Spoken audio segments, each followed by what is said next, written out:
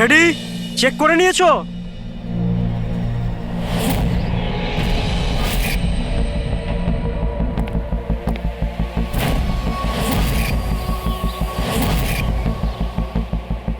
হ্যাঁ সব ওকে। সবাই ওখান থেকে দূরে চলে যাও। রেডি?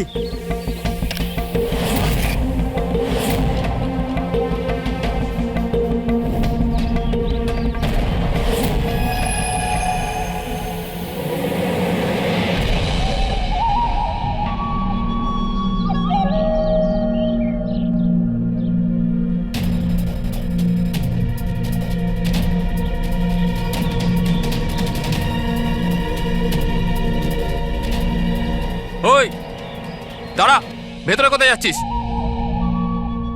আরে হাত দেখাচ্ছিস কেন? শেখর কি হয়েছে? একজন ভেতরে যাচ্ছে। আর মারবি নাকি? আটকা ওকে। স্যার আপনি ফ্ল্যাশিংটা আটকান, আমি ওকে ভেতরে গিয়ে আটকাচ্ছি। ঠিক আছে ঠিক আছে, আমি বন্ধ করছি, তুই আটকা ওকে। কি হলো? একটা লোক বিল্ডিং এর ভেতর চলে গেছে। একটা লোক? আপনারা এখানেই থাকুন, আমরা আসছি।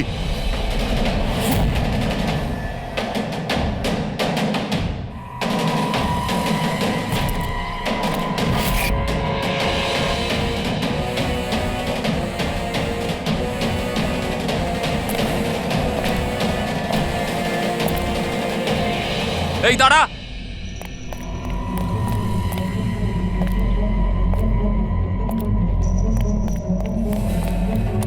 এই দাঁড়া দাঁড়া দাঁড়া, কোথায় যাচ্ছিস? পাগল হয়ে গেছিস নাকি? মাথা খারাপ হয়ে গেছে? থামতে বললাম, থামছিস না কেন? কোথায় যাচ্ছিস? হ্যাঁ কি? আমি একজনকে খুঁজছি। কি?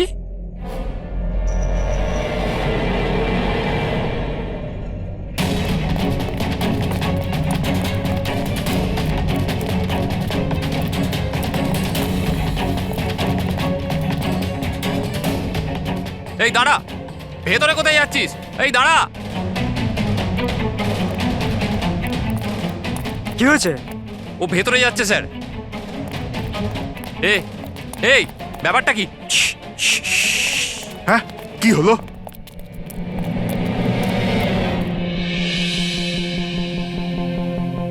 অজয়, তুমি এখানে এখানে কি করছো? পাগল হয়ে গেছো নাকি? তুমি তো জানো যে এই বিল্ডিংটা ভাঙা হচ্ছে। হ্যাঁ, তাহলে এখানে করছো নাকি তুমি? মিটিং এর টাইম আর ডেট শোনোনি নাকি? নিচে বোর্ডের নোটিশটা পড়োনি নাকি? শান্ত। পড়েছিলাম, দেখেছিলাম, শুনেছিলাম। জানি আমি আপনাদের সঙ্গে এই বিল্ডিং এ থাকতাম না। আমি জানি আমি। এ ভাই, তুই জানতিস তো? তাহলে এখানে আত্মহত্যা করতে এসেছিস?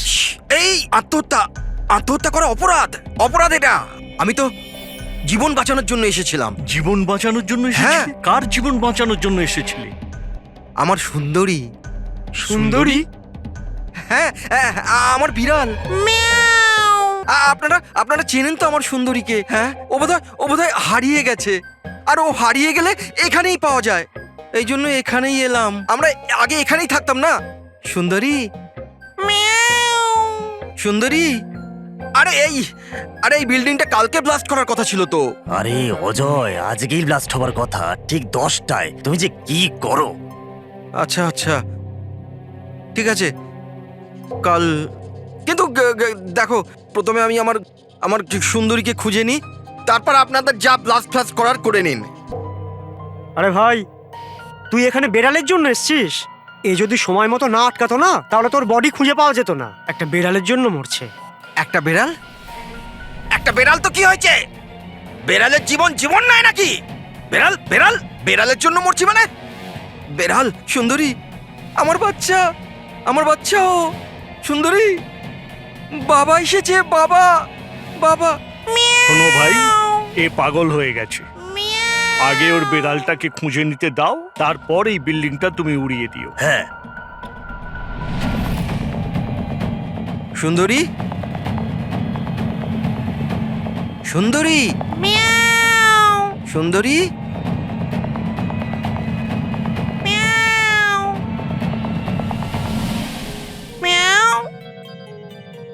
আমার বাচ্চা।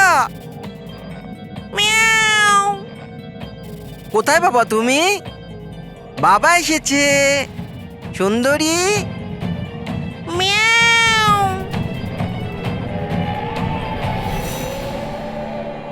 সুন্দরী,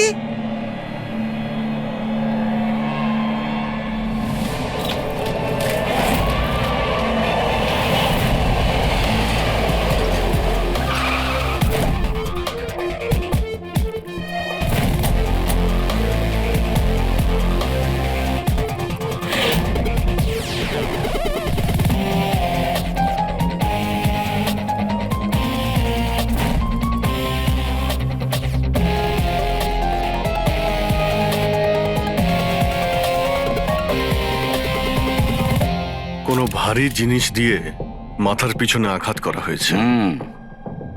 এই বডিটা পুরো স্টিভ হয়ে গেছে। 10-12 ঘন্টা আগে এর মৃত্যু হয়েছে। আচ্ছা, এই বডিটা কে দেখেছিল?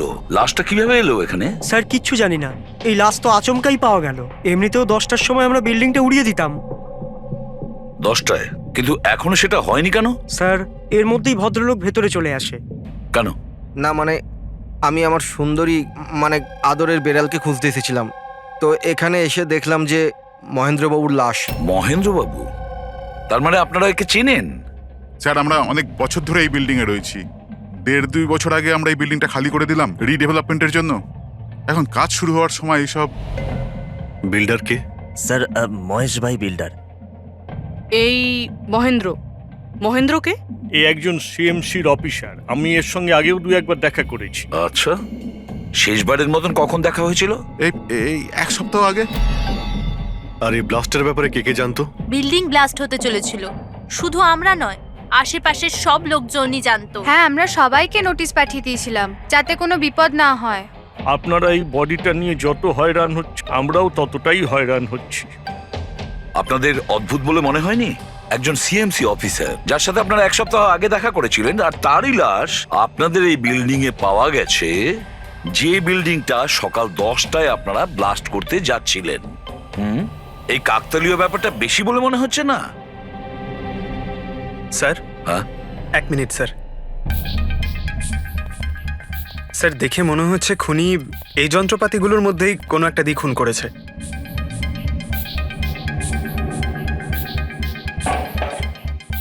ও জানতো যে বিল্ডিংটা ব্লাস্ট হতে চলেছে, সেই জন্য যন্ত্রটা লুকোনোর প্রয়োজন মনে করেনি। স্যার, বডি এই গ্যাপটাতে রাখা ছিল, এইখানে ব্লাস্টের পয়েন্টের একদম কাছে। মানে স্যার, যদি ব্লাস্ট হতো তাহলে বডিটা তো চেনার কোনো উপায় থাকতো না। হ্যাঁ স্যার, আর তাই খুনি খুন করে লাশটাকে এখানে লুকিয়ে রেখেছিল ওই ব্লাস্ট হওয়ার ঠিক আগের মুহূর্তে। এ দেখো, এই সমস্ত যন্ত্রপাতিগুলো ফরেন্সিক ল্যাবে পাঠিয়ে দাও। সালুকেই বলবে কোন যন্ত্র দিয়ে একে খুন করা হয়েছে। আর অভিজিৎ, স্যার সিএমসি অফিসে যাও আর এই মহেন্দ্রর ব্যাপারে খুব ভালো করে খোঁজ নাও।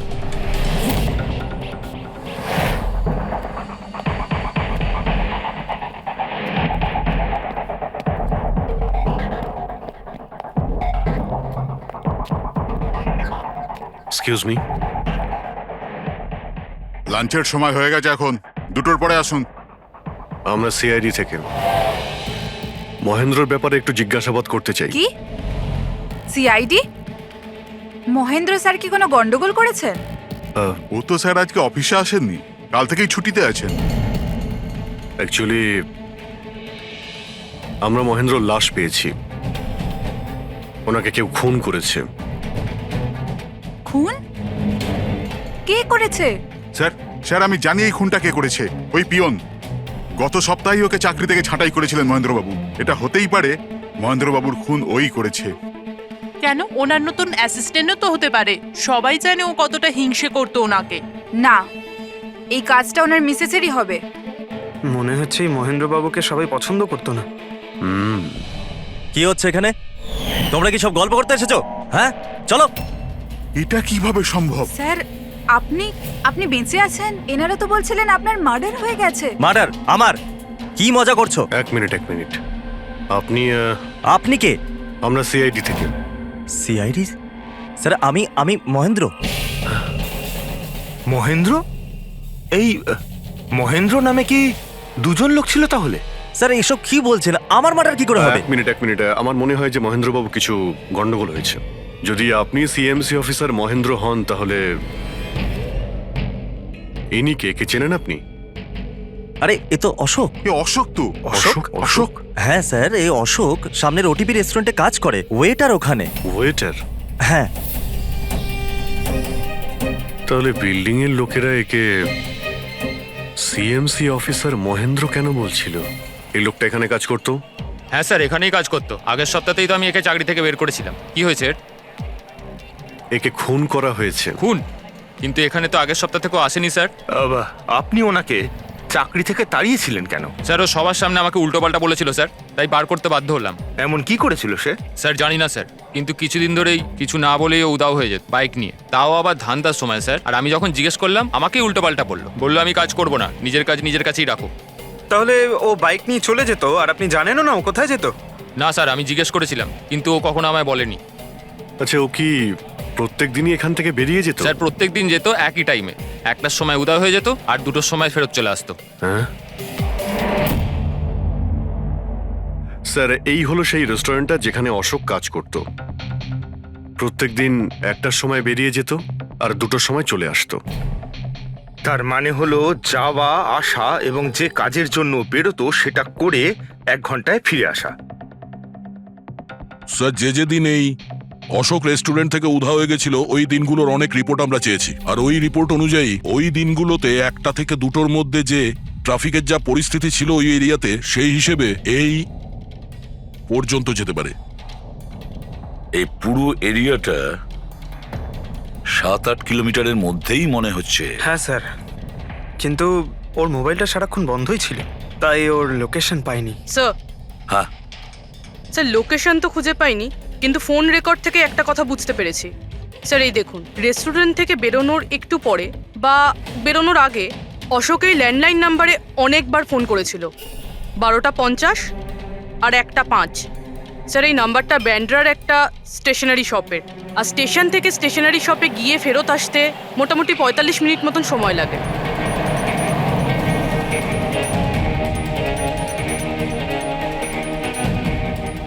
সিআইডি, এই ছবিটা ভালো করে দেখুন। এই লোকটাকে আপনি চিনতে পারছেন? না স্যার, না জানি না। আরে ভাই, ভালো করে দেখো, এই লোকটা গত সপ্তাহে তোমার দোকানে 3-4 বার এসেছিল। এবার স্যার এখানে তো অনেক লোক আসা যাওয়া করে, কারোর পেন দরকার হয় তো কারোর প্রিন্ট আউট, আর সবার চেহারা আমি কিভাবে মনে রাখবো? দেখো, কিন্তু 3-4 বার এই দোকানে ফোন করেছিল, আর এখান থেকেও করা হয়েছিল ওকে। স্যার এখান থেকে অনেক লোক ফোন করে থাকে, আর আমিও করি, কিন্তু কাজের জন্য। আচ্ছা ঠিক আছে, কিছু মনে পড়লে আমাদের কিন্তু ফোন করবে। এটা হলো আমার কার্ড। হ্যাঁ স্যার। ওকে ওকে।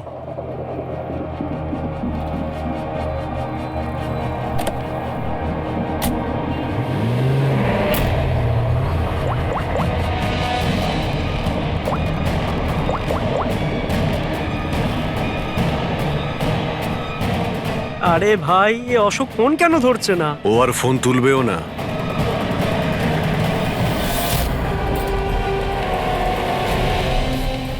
কারণ অশোক মারা গেছে। অশোক?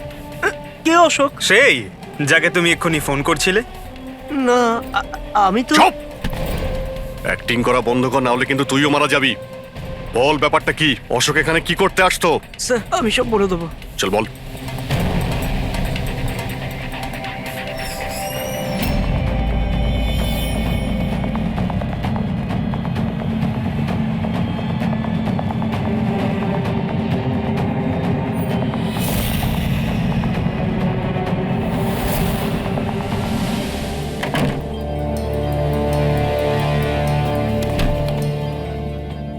তাহলে এই হলো তোর ছোটখাটো ব্যবসা।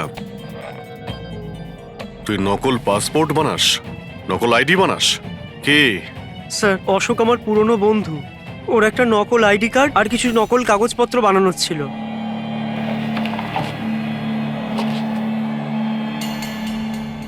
মহেন্দ্র আইডি? এই লেটার স্যার? এসব? স্যার আমি কিছু জানি না স্যার, অশোক আমাকে বলেছিল আর আমি সব বানিয়ে দিয়েছি। আমি কিছু জানি না স্যার।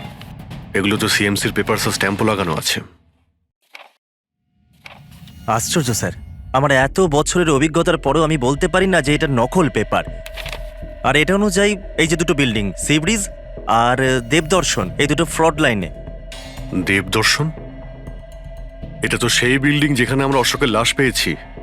আচ্ছা, এটার মানেটা কি? ফ্রড লাইন বলতে যেমন ধরুন মাটির নিচে ফাটল আছে, মাটির নিচে বেশ কিছুটা গভীরতায় কিছু প্লেট থাকে। এখন কোনো কারণে ওই সমস্ত প্লেট নিজেদের জায়গা থেকে সরে যায়। যেখানে ওই প্লেট সরে যায় সেখানে ফাটল তৈরি হয়, আর যেখানে ফাটল তৈরি হয় সেখানে ভূমিকম্পের সম্ভাবনা বেড়ে যায়। আর এইরকম এরিয়াকে আমরা ফ্রড লাইন বলি। তাহলে তো এরকম জায়গায় বিল্ডিং বানানো খুবই বিপজ্জনক। এক্স্যাক্টলি, এইরকম জায়গায় কনস্ট্রাকশন অ্যালাউড নেই। ফ্রড লাইন এরিয়ায় বিল্ডিং কনস্ট্রাকশন বেআইনি। আরে কিন্তু দেবদর্শন বিল্ডিং রিডেভেলপমেন্টের পারমিশন পেলো কি করে? কারণ সেটা ফ্রড লাইনেই নেই। এই পেপারগুলো নকল স্যার। আমাদের কাছে এই শহরের পুরো ফ্রড লাইন এরিয়ার লিস্ট আছে, আর দেবদর্শন ওই লিস্টে নেই। স্যার, বিল্ডিং তো অলরেডি রিডেভেলপমেন্টে চলে গেছিল। এখন এই অশোক আমার নকল কাগজ আর আইডি দেখিয়ে এদেরকে ভয় দেখিয়েছিল। আর ওদের কাছ থেকে টাকা পয়সাও নিয়েছে। কিন্তু আমার প্রশ্ন একটাই যে ওই হোটেলে ও তো ওয়েটারে কাজ করতো, তাহলে ও এই সমস্ত টেকনিক্যাল ব্যাপারে জানলো কি করে? হ্যাঁ স্যার, অদ্ভুত তো, এই ব্যাপারে তো আমিও জানি না। স্যার, আমার মনে হয় আমি জানি যে ও এটা কি করে জানে। এই রেস্টুরেন্ট ওই অফিসের একদম পাশেই আছে, আর স্যার আমরা ওখানে প্রায়ই লাঞ্চ করতে যেতাম। ও কত টাকার অফার দিয়েছে জানেন আপনি? 1.5 কোটি। 1.5 কোটি? কিন্তু একটা কথা, এটা শুধু অর্ডার নয়, এটা পে অর্ডার, লটারির টিকিট। এটা 1.5 কোটির লটারি। তাহলে আপনাদের কথা শুনেই অশোকের মাথায় আইডিয়াটা আসে। কিন্তু একটা কথা বুঝতে পারছি না, দেবদর্শন বিল্ডিং এর সব লোকেরা আমাদের সব সত্যিটা কেন বলেনি? আরে সোসাইটির মিটিং এর কথাটা একবার ভাবো। আরে আমরা কি করব? মিটিং এ কি হবে? প্লিজ আপনারা শান্ত হয়ে যান, আপনারা শান্ত হয়ে যান প্লিজ। এবার কি সমস্ত প্রবলেম সলভ হয়ে যাবে। সলভ হয়ে যাবে মহেশ বাবু। আমি প্রথমেই বলেছিলাম যে এই ঝামেলায় না জড়াতে, কিন্তু তখন আমার কথা কেউ শুনলে না। একে তুই সিএমসি অফিসারকে আমরা ঘুষও দিয়ে দিয়েছিলাম, এখন ওর খুনও হয়ে গেল। বাবা রে, যদি এই চক্করে আমাদের জেল হয়ে যায় তাহলে? আমি প্রথমেই বলেছিলাম তো, এই রিডেভেলপমেন্টের আইডিয়াটা আপনারই তো মহেশ বাবু। তা এসব কি আমি আমার জন্য করছিলাম? আরে ভাঙাচোরা বিল্ডিং এর জায়গায় ভালো ফ্ল্যাট, ভালো বিল্ডিং সবাই পেত। সবকিছু ঠিকঠাক চলছিল, হঠাৎই মহেন্দ্র এসে গেল ফ্রড লাইনের অর্ডার নিয়ে। কিন্তু বিশাল আঙ্কেল, প্রথমে আপনি যাই বলে থাকুন, কিন্তু পরে তো আপনি মেনে নিয়েছিলেন। এখন অন্যদের দোষ দিয়ে কি হবে? আর এখন কে জানতো যে এই মার্ডারটা হয়ে যাবে? হ্যাঁ হ্যাঁ, এখন এই কেসের তদন্ত সিআইডি করছে। আমি তো বলি আমরা ওদের সাথে দেখা করি, আর যা কিছু সত্যি আছে ওদের সব বলে দিই। হ্যাঁ, ভাবনা চিন্তাটা ভালো, কিন্তু অনেকটা দেরি হয়ে গেছে। কি ব্যাপার, আমাদের দেখে মনে হচ্ছে আপনারা কেউই খুশি নন। হ্যাঁ, যাই হোক, কেউ যেন এখানে কিছু বলছিলেন, কি একটা সত্যি কথা, কি সেটা?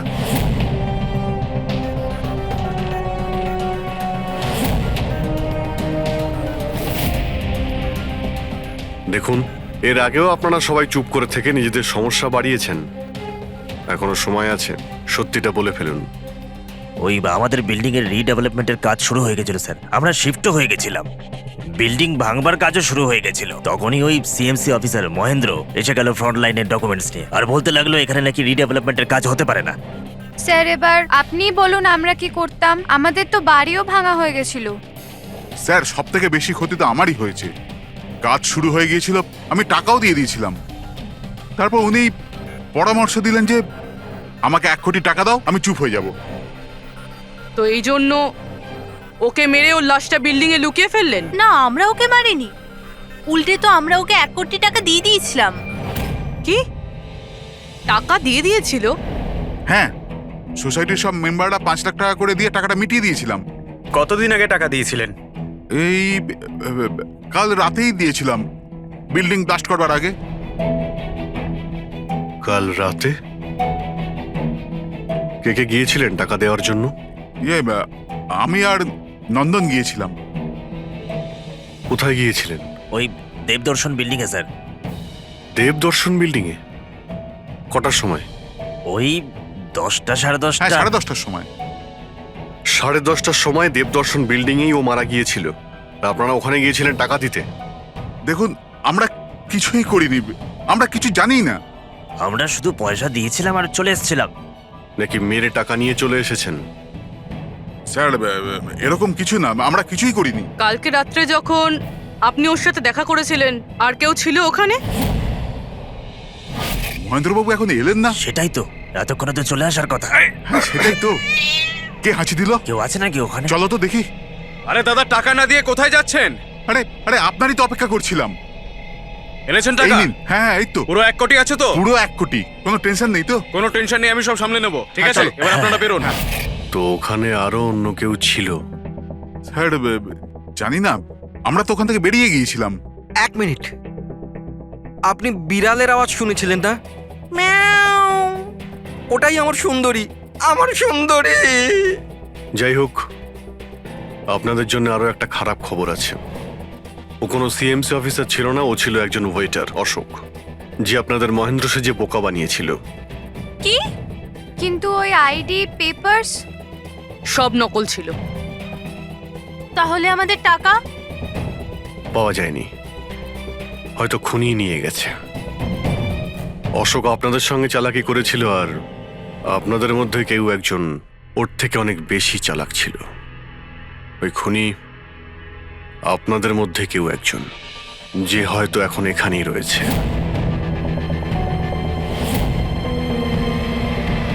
এখানে যতগুলো জিনিস আছে না বস, এর মধ্যে কোনোটার দ্বারা অশোকের মৃত্যু হয়নি।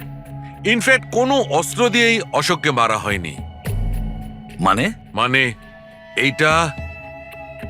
এইটা দেখো, এই টুকরোটা দেখতে পাচ্ছ? এই ছোট্ট ছোট্ট টুকরোগুলো এর খুলির হাড়ের মধ্যে পাওয়া গেছে। আর এই টুকরোগুলো পাথরের স্যার। পাথরের? মানে খুন পাথর দিয়ে করা হয়েছে। বস, এই অশোক কোথাও দাঁড়িয়েছিল আর খুনি ঠিক এর পেছনে দাঁড়িয়েছিল, আর ও একটা ভারী পাথর দিয়ে ওর মাথায় আঘাত করে, এর খুলির হাড় এখান থেকে ভেঙে যায় আর ওর মৃত্যু হয়ে যায়। কিন্তু ওর এই পিঠের এই দাগগুলো, এগুলো কিসের? এর পিঠে যে চিহ্নগুলো আছে, এটা টেনে নিয়ে যাওয়ার জন্য, সিঁড়ির ওপর দিয়ে টেনে নিয়ে যাওয়ার জন্য।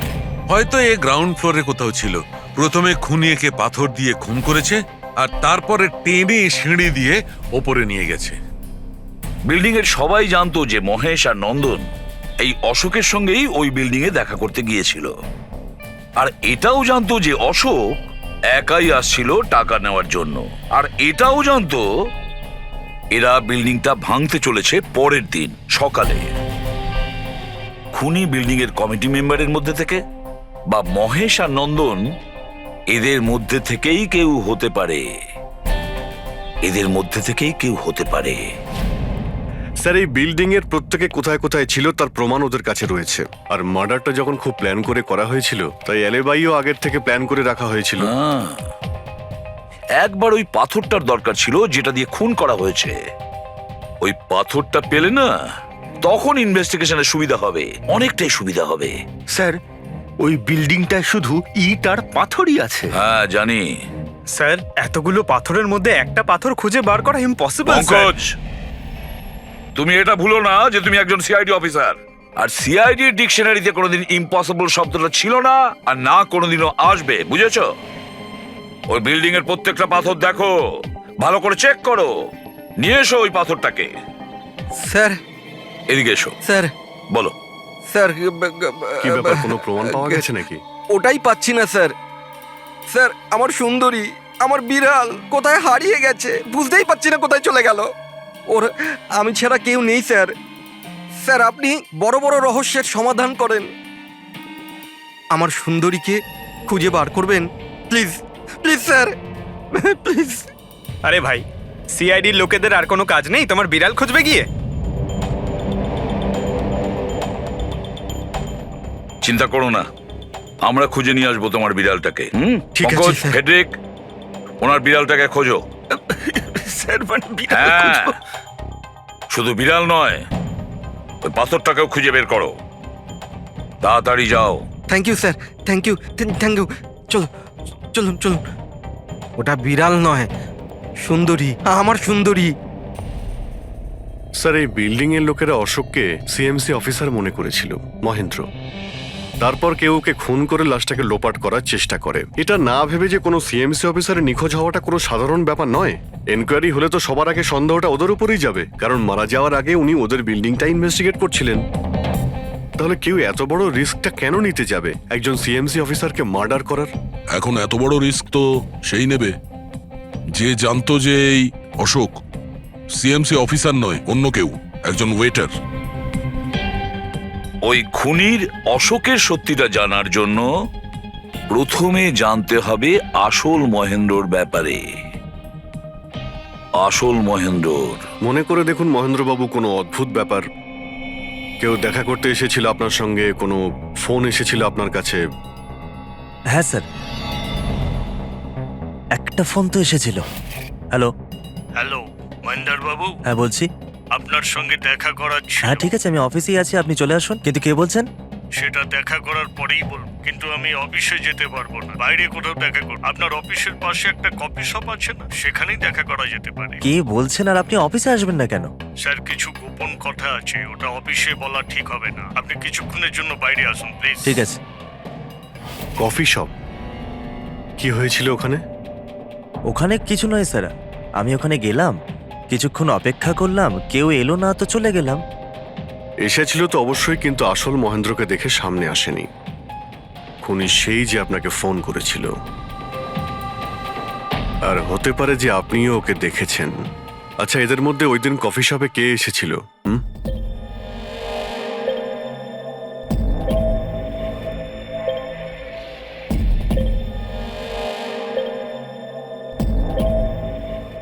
না স্যার, এই যতগুলো ছবি দেখালেন এর মধ্যে কেউ নেই স্যার। মহেন্দ্রবাবু, খুনি এদের মধ্যেই কেউ, এদের মধ্যেই। একটু ভালো করে ভেবে বলুন। আচ্ছা ঠিক আছে, রাখছি। আরে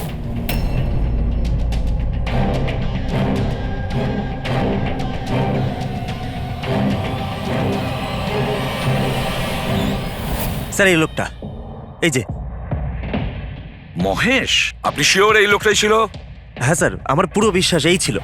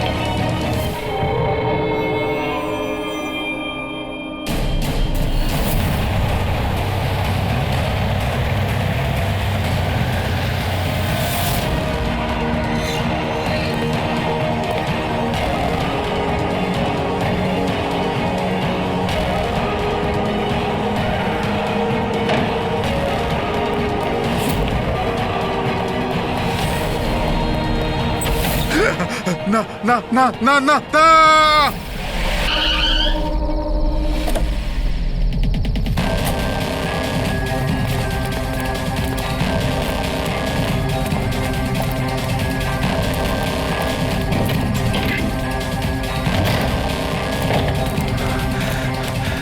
মহেশ বাবু, মিস্টার মহেশ,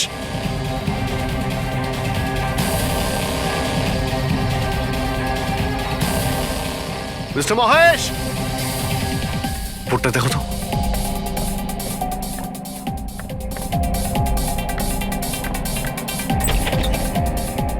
মহেশ, মহেশ বাবু,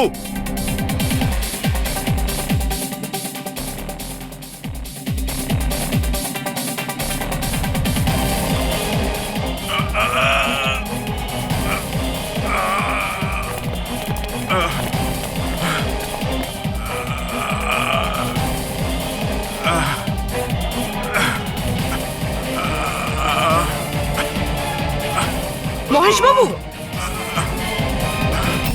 মহেশ, মহেশবাবু, মহেশ, কি হয়েছে?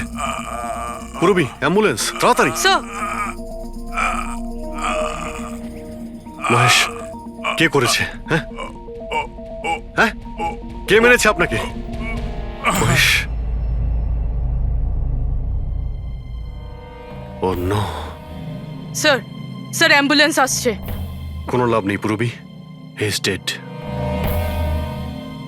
স্যার, স্যার এতদিন আমরা ভাবতাম যে মহেশবাবুই খুন করছে, কিন্তু এবার উনিই মারা গেলেন। এই খুনি আসলে কে?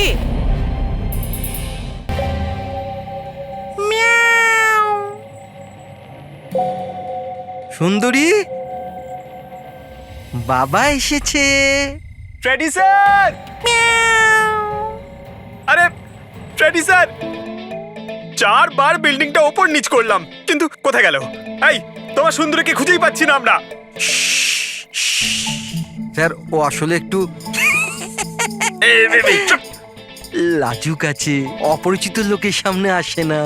আরে যদি তোমার সুন্দরী অচেনা মানুষদের সামনে বেরোই না, তাহলে আমাদের ডাকলে কেন? আরে আপনারা তো সিআইডি। তাতে কি হলো? আরে আপনারা যদি হেরে যান তো আমরা কোথায় যাব? আর মহেশ আর নন্দন বলেছিল ওর আওয়াজ এখানেই শুনেছিল। আমার বিশ্বাস আমার সুন্দরী এখানেই আছে।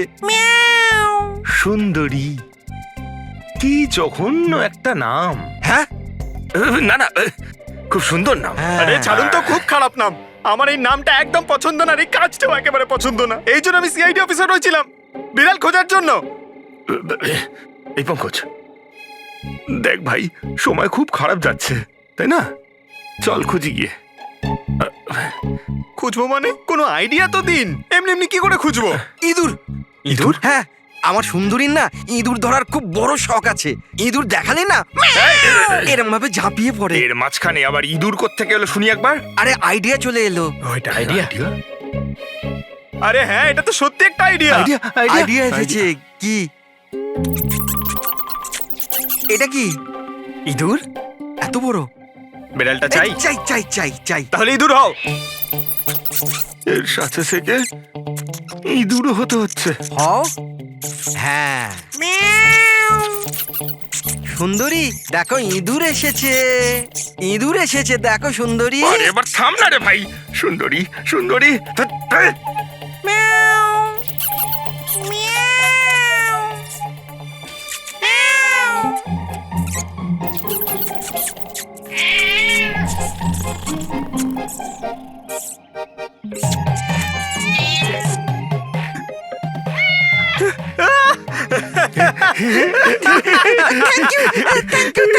সিআইডি জয় হোক।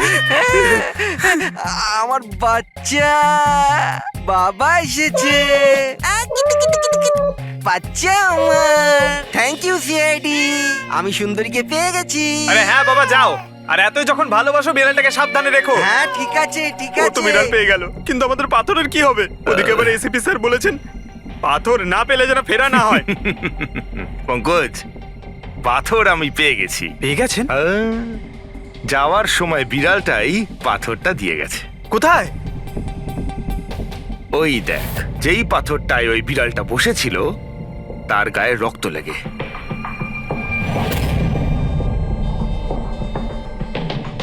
মানে ফ্রেডি স্যার, আমরা দুজন মিলে মার্ডার ওয়েপন খুঁজে বার করেছি। আরে তো দারুণ ব্যাপার।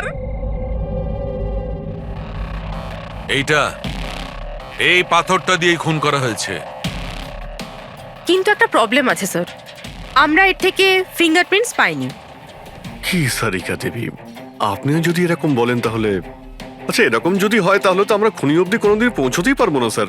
মানে স্যার, আমাদের এত পরিশ্রম বেকার গেল। সারা রাত এই প্রমাণটা খুঁজে বার করলাম, আর সেটা না পঙ্কজ, পরিশ্রম কখনো বেকার যায় না, কিছু না কিছু লাভ হয়ই। এই পাথর থেকে আঙুলের ছাপ পাওয়া যায়নি বটে, কিন্তু তবুও কিছু একটা পাওয়া গেছে। কি পাওয়া গেছে? এর থেকে পাওয়া গেছে অস্ত্র আর নাক থেকে বেরোনো মিউকাস, নাকের জল। হ্যাঁ, তাতে? কিন্তু বস, প্রবলেম হচ্ছে এইটা যে এই দুটো থেকেই ডিএনএ পাওয়া সম্ভব নয়। কিন্তু তাহলে ডক্টর সালুখে এ থেকে প্রমাণ কি হবে? নাকের জল, চোখের জল। হাজি, ফ্রেডি হাজি। এতক্ষণে তো চলে আসার কথা। কে হাঁচি দিল? কেউ আছে নাকি ওখানে? নন্দন আর মহেশ বলেছিল কেউ ছিল ওখানে ওই রাতে, যে হাত ছিল। তার মানে খুনির সর্দি হয়েছিল? কিন্তু স্যার, যখন আমাদের সাথে দেখা হয়েছিল তখন কারোরই সর্দি কাশি ছিল না। স্যার, যেদিন খুন হয়েছিল সেদিন ওখানে অশোক আর খুনিই ছিল, আর একটা বিড়াল ছিল। বিড়ালটা যদি কথা বলতে পারতো আমাদের কেসটাই সলভ হয়ে যেত। কথা বলবে, এবার বিড়াল কথা বলবে। বিড়াল? বেড়াল কথা বলতে পারে? কি কথা বলা কুকুরের ব্যাপারে তো শুনেছিলাম, কিন্তু কথা বলা বিড়াল? এ কি মজা করছেন আপনি? একটা বিড়াল খুনির ব্যাপারে কি বলতে পারে? বলবে বিশাল বাবু, বিড়ালই এবার খুনির ব্যাপারে কথা বলবে। ব্যাস একটু ধৈর্য ধরুন, সব বলে দেবে বিড়ালে।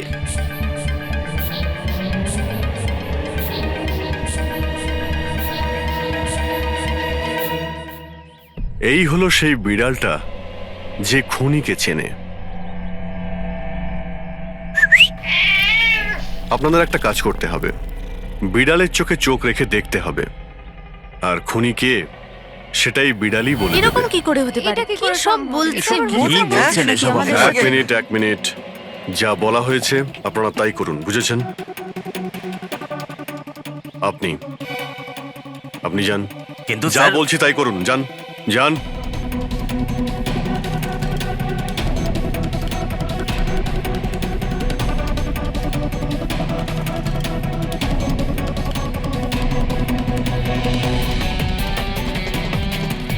কি হলো ফেডরিক, কিছু বলছে? বিড়াল কিছু বললো? না স্যার।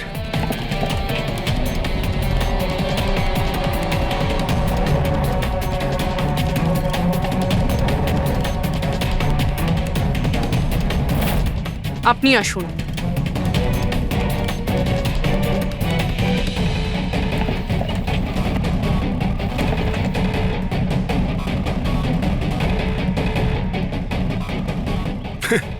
স্যার, বিড়াল তো কথা বলা বন্ধ করে দিয়েছে।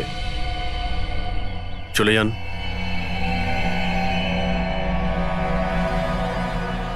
এটা আপনার বিড়াল না? একবার দেখুন গিয়ে, আপনাকে যদি কিছু বলে। স্যার, একটা আবেদন ছিল। বেড়াল বলবেন না, আমার সুন্দরী, আমার বাচ্চাও। প্লিজ। আরে যান না, দেখুন না কিছু বলে কিনা, যান।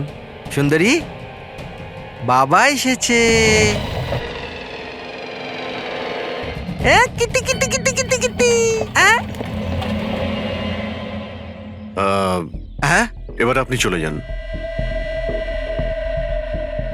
তাহলে বিশাল বাবু, হ্যাঁ, এবারে আপনার পালা। ঠিক আছে।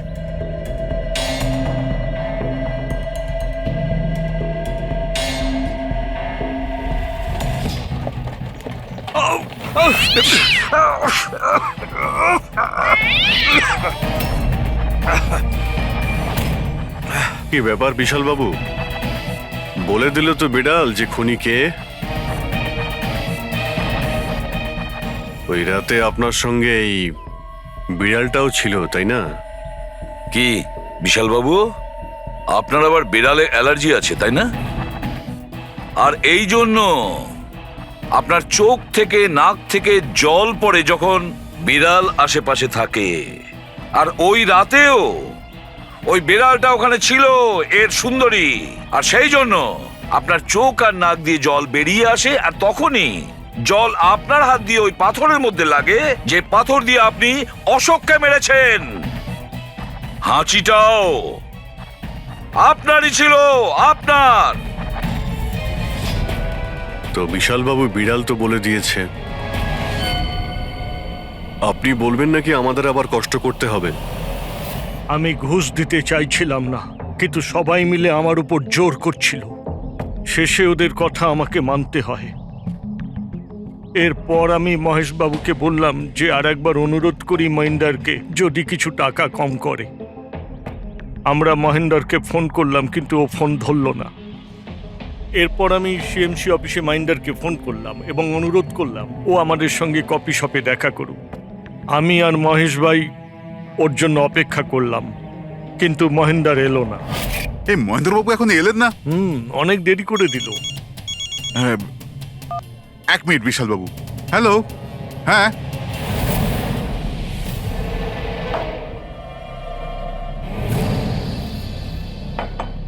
আরে মহেন্দ্রবাবু এখানে সিএমসি অফিসে কাজ নেই নাকি? আরে কাজ তো অনেক আছে। একজন ফোন করে ডাকলো আমাকে এখানে দেখা করার জন্য। আধ ঘন্টা ধরে বসে আছি, এলোই না। কি করব? আর ওই দিন আমার সঙ্গে দেখা হলো আসল মহেন্দারের। আমার মনে হলো এর মধ্যে কোনো রহস্য আছে, কিছু তো আছেই আছে। আমি কাজে জড়িয়ে দিয়ে মহেশ ভাইকে ওখান থেকে সরিয়ে দিলাম। বিশালবাবু, মহেন্দ্রবাবু এখনো আসেননি? না, তুমি এক কাজ করো, তুমি তোমার বাকি কাজগুলো সারো। আমি সিএমসি অফিসে গিয়ে মহেন্দারের ব্যাপারটা দেখছি।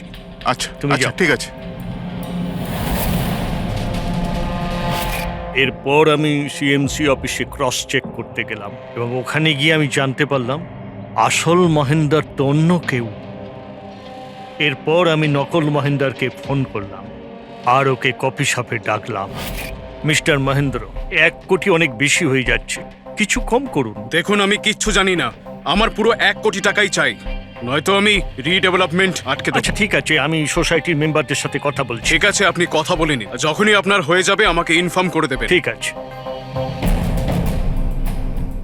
কিন্তু আমি ওর পিছু নিলাম এটা জানার জন্য যে আসলে ও কে। তো আমি জানতে পারলাম যে ও অশোক নামের একজন ওয়েটার, যে আমাদের ঠকাচ্ছে এবং আমরা সবাই ঠকছি।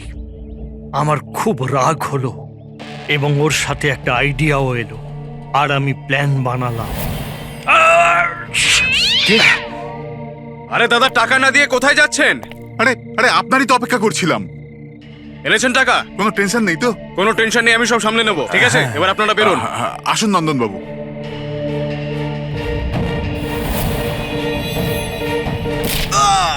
তো ভেবেছিলেন সাপও মরবে আর লাঠিও ভাঙবে না।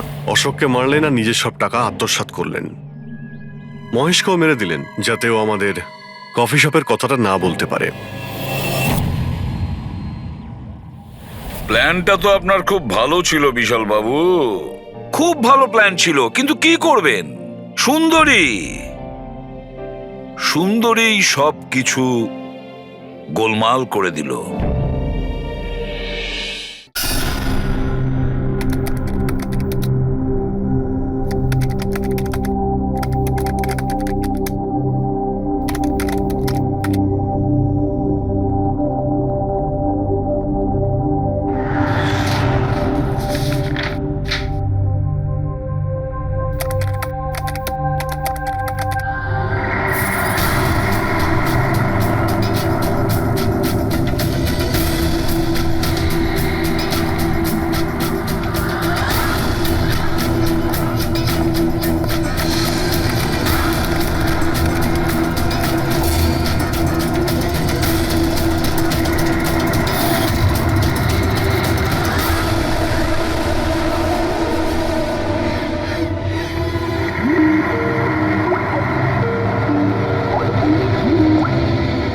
স্যার, আমি আপনাকেই ফোন করতে যাচ্ছিলাম। তোমার আর কতক্ষণ লাগবে?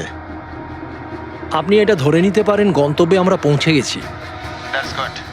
বলছো লোকের কাছাকাছি দেখতে পাচ্ছ? হ্যাঁ, দেখতে পাচ্ছি তো। Tendering and estimating department.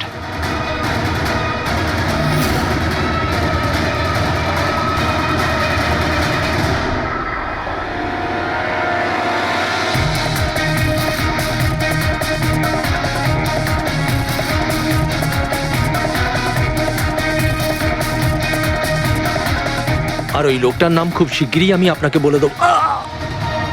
Hello Rohan,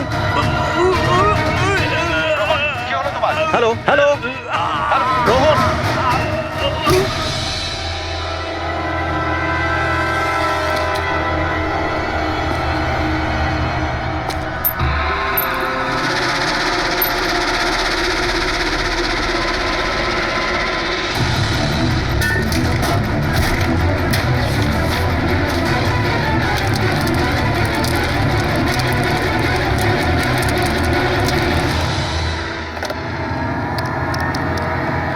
hello, police station.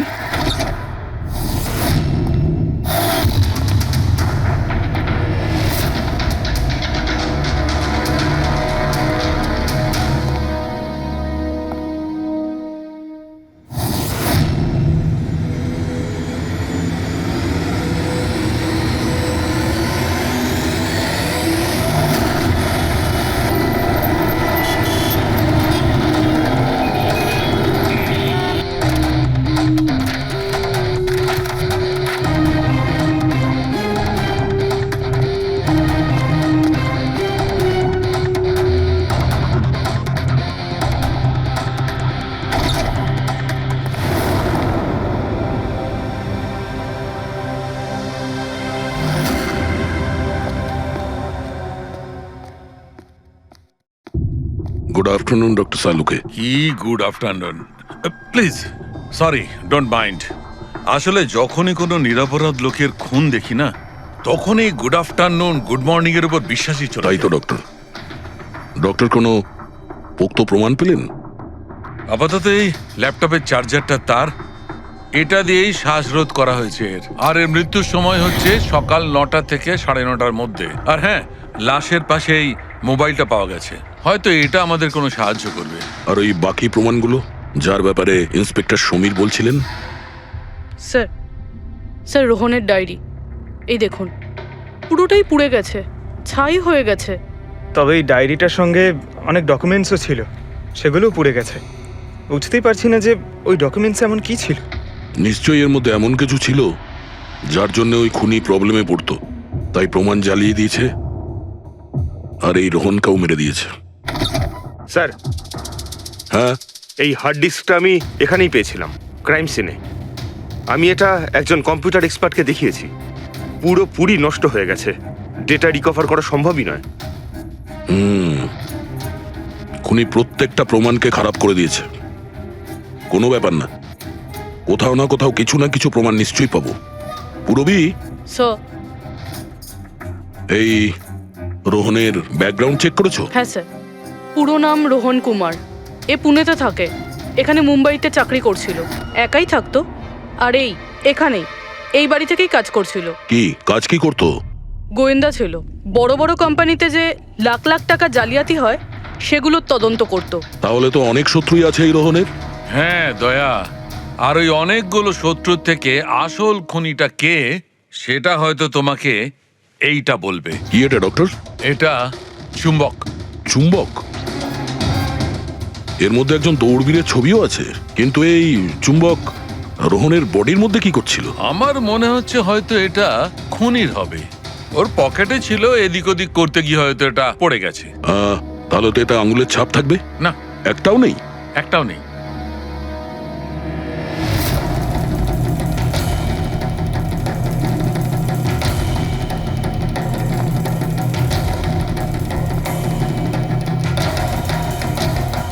খুনি মনে হয় এখান থেকে এসছে। পুরবি, স্যার। এই রোহন এই মুহূর্তে কার জন্য কাজ করছিল? স্যার, ডিএনডি বিল্ডকম লিমিটেডের জন্য। বিএনডি বিল্ডকম লিমিটেড? এটা তো ইঞ্জিনিয়ারিং আর কনস্ট্রাকশনের 1 নম্বর কোম্পানি শহরের। হ্যাঁ স্যার, এই দেখুন, এই ভাঙা হার্ড ডিস্কটার উপরেও ওই কোম্পানিটারই স্টিকার লাগানো রয়েছে। আর মারা যাওয়ার ঠিক আগে এই রোহন এই কোম্পানির সিইও মিস্টার হিতেশের সাথে ভিডিও কলে ছিল।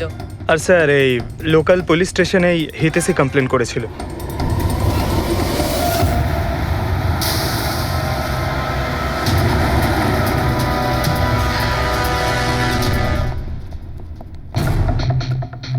এটা কি এত বড় অফিসে শুধুমাত্র একজনই লোক ছিল নাকি? মনে হচ্ছে স্যার ইন্ডিয়ার ম্যাচ দেখার জন্য সবাই বাড়ি চলে গেছে। আচ্ছা, আজকে ইন্ডিয়ার ম্যাচ আছে?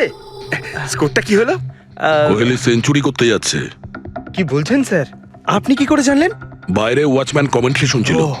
ইনভেস্টিগেশন করতে এসেছি, চোখ কান খোলা রাখতে হবে। স্যার, হিতেশের cabin. Mister Hitesh. Hi. CID. Please বসুন, আমি আপনাদেরই অপেক্ষায় ছিলাম। শুরু থেকে বলুন সবকিছু। 6 মাস আগে আমি রোহনকে কাজে রাখি। গত 5 বছর ধরে আমাদের কোম্পানিতে যে লোকসান হচ্ছে তা আগে কখনো হয়নি। কি ধরনের ক্ষতি? লোকসানের লিস্ট তো বলে শেষ করা যাবে না। যে টেন্ডারগুলো আমাদের কোম্পানির পাওয়া উচিত ছিল সেগুলো হাত থেকে বেরিয়ে যাচ্ছিল। এই দেখুন, 1100 কোটির রিফাইন্ডিং কন্ট্রাক্ট, 37 কোটির রেলওয়ে কন্ট্রাক্ট, আর 800 কোটির পাওয়ার ট্রান্সমিশন কন্ট্রাক্ট। এটাও তো হতে পারে যে যে সমস্ত কোম্পানি এই কন্ট্রাক্টটা পেয়েছে ওরা আপনার থেকে কম কোট দিয়েছে। সেটাই তো আমি বলতে চাইছি স্যার। যদি অন্য অন্য কোম্পানি এই টেন্ডার পেত তাহলে ব্যাপারটা অন্য ছিল, কিন্তু এই সমস্ত কন্ট্রাক্ট একটা মাত্র কোম্পানিই পেয়েছে। আর সবচেয়ে বড় কথা হলো তাদের অ্যামাউন্ট আমাদের দেওয়া অ্যামাউন্টের থেকে মাত্র 1000 টাকা কম। শুধুমাত্র 1000 টাকা কম? কোন কোম্পানি এটা? XPL infrastructure. XPL infrastructure? তাহলে আপনার মনে হচ্ছে যে আপনার কোম্পানিতে এমন কেউ বেইমান আছে যে স্যালারি আপনার থেকে নেয় কিন্তু কাজ এক্সপিএল এর জন্য করে? 100%। কেউ না কেউ তো অবশ্যই আছে। আর রোহন ওই লোকটার খুব কাছাকাছি পৌঁছে গিয়েছিল। ওর লাস্ট ফোন কলে আমায় এটাও বলেছিল যে সেই বেইমান এস্টিমেটিং অ্যান্ড টেন্ডিং ডিপার্টমেন্টের লোক। আচ্ছা, এই ক্রাইম সিন থেকে আমরা এই ড্যামেজড হার্ড ডিস্কটা পেয়েছি। কি আছে এর ভেতরে? স্যার, এটা আমাদের কোম্পানির গত 5 বছরের CCTV footage, call logs, emails, আমাদের কোম্পানিতে কত এমপ্লয়িজ আছে, সমস্ত ইনফরমেশন এতে ছিল। তাহলে এর কপি নিশ্চয় আছে আপনার কাছে? আগে হ্যাঁ, আছে। আমরা ওটা আমাদের সঙ্গে নিয়ে যাব। শিওর।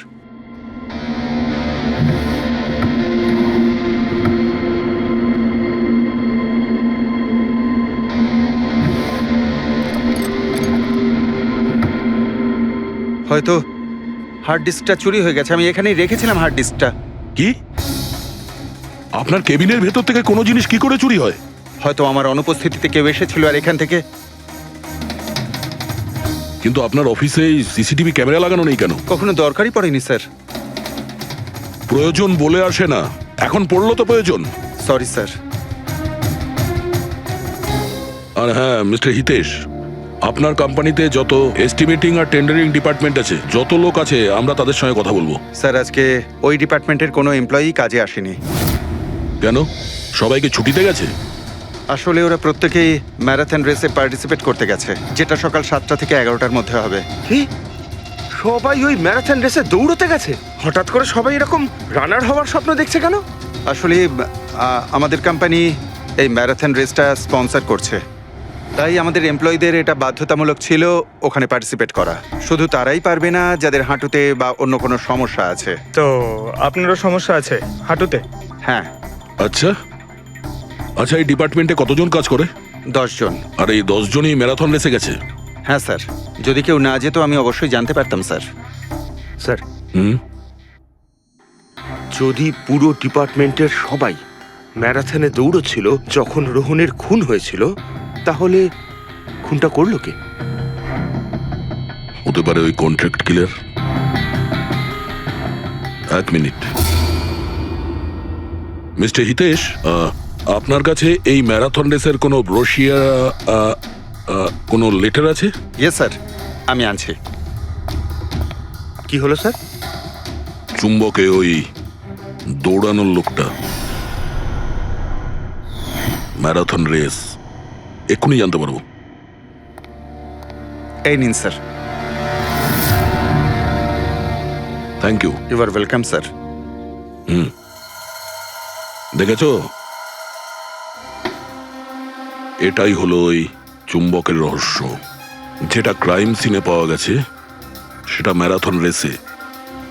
মানে স্যার, ও ম্যারাথন রেসে দৌড়চ্ছিল, রোহনকে খুন করার জন্য ও রেস ছেড়ে দিয়ে ওর বাড়ি চলে যায়? মনে তো হচ্ছে এইরকমই। স্যার, এই বিপ ম্যাগনেট জার্সির ওপর লাগানো হয়। সঞ্জু স্যারকে একটু বুঝিয়ে দাও। দেখুন স্যার, এই ম্যাগনেটটাকে এখানে এইভাবে লাগিয়ে দিতে হবে। সেম এরকমই আরেকটা নেওয়ার পরে জার্সির ভেতর থেকে আমরা নিয়ে নেব, আর এটাকে আমরা এইভাবে লাগিয়ে দেবো। সেম আরেকটা এইভাবে নিয়ে এটাকে নিয়ে আমরা এইভাবে লাগিয়ে দেবো, আর এটা এইভাবে লক হয়ে যায়। আগে আমরা সেফটি পিন ইউজ করতাম, কিন্তু 2-1 রানার্সের চোট লেগেছিল, তাই আমরা এই ম্যাগনেট টেকনিকটার ব্যবহার করছি। এই ম্যাগনেট আর রেসিং হুইপ আপনি সব প্রতিযোগীকেই দিয়েছিলেন? ইয়েস স্যার, সবাইকে জানিয়ে দেওয়া হয়েছিল, বলাও হয়েছিল রেস শেষ হয়ে যাওয়ার পরে সব ম্যাগনেটগুলোকে ফেরত দিয়ে দিতে। তাহলে কারা কারা এই ম্যাগনেট ফিরিয়ে দেয়নি? স্যার, অনেকেই দেয়নি, কেউ ফেলে দিয়েছিল, কেউ বা হারিয়ে ফেলেছিল, আর এক একজনের দায়িত্বও ছিল না যে জিনিসটাকে ফেরত দিতে হবে। একটা কথা তো শিওর, কেউ রেস মাঝপথে ছেড়ে দিয়েছিল, গিয়ে খুন করে আবার ফিরে এসেছে। কিন্তু স্যার, রেস তো অনেক লোকেই মাঝখানেই ছেড়ে দিয়েছিল, কিন্তু এটা কি করে জানা যাবে যে তাদের মধ্যে রোহনকে কে মেরেছে? ওই 10 জনের মধ্যেই কেউ হবে যারা ক্যান্টিন ডিপার্টমেন্ট আর এস্টিমেটিং ডিপার্টমেন্টে কাজ করছিল। কিন্তু স্যার, ওই 10 জনের মধ্যে রেস মাঝপথ থেকে ছেড়ে দিয়েছিল, এটা কিভাবে জানতে পারবো? জানা যেতে পারে স্যার। কি করে? স্যার, আমরা প্রত্যেকটা প্রতিযোগীর মাথায় গোপ্রো ক্যামেরা লাগিয়েছিলাম, আর সেটা থেকে জানা যেতে পারে কে মাঝপথে ছেড়ে দিয়েছিল। ওয়ান্ডারফুল।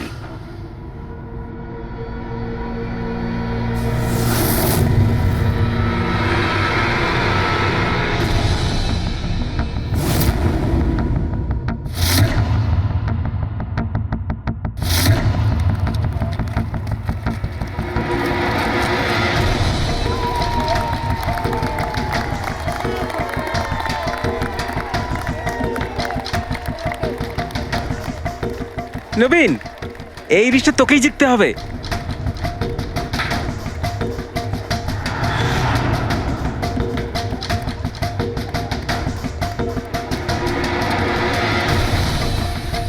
রান।